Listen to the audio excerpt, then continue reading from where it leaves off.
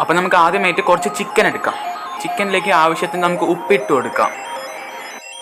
അതിനുശേഷം നമുക്ക് മുളക് പൊടി ഇട്ട് കൊടുക്കാം, മല്ലിപ്പൊടി ഇട്ട് കൊടുക്കാം, ഗരം മസാല ഇട്ട് കൊടുക്കാം,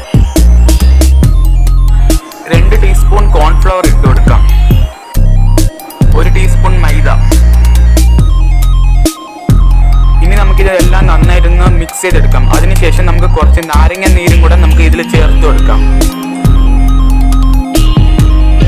നമുക്കിനി ഒരു മുട്ട അതിലേക്ക് പൊട്ടിച്ചൊഴിച്ചു കൊടുക്കാം. എന്നിട്ട് നന്നായിട്ട് കുഴച്ചതിന് ശേഷം നമുക്ക് ഒരു 15 മിനിറ്റ് റെസ്റ്റ് ചെയ്യാൻ വെക്കാം.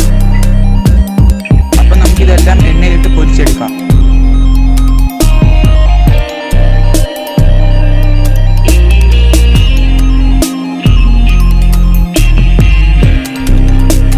നമുക്ക് നമ്മുടെ ബ്രോസ്റ്റഡ് ചിക്കൻ ടേസ്റ്റ് ചെയ്ത് നോക്കാം. ഫുള്ളി ടേസ്റ്റ് ചെയ്തിട്ടുണ്ട്. അപ്പം നിങ്ങളിത് വീട്ടിൽ ട്രൈ ചെയ്ത് നോക്കാം.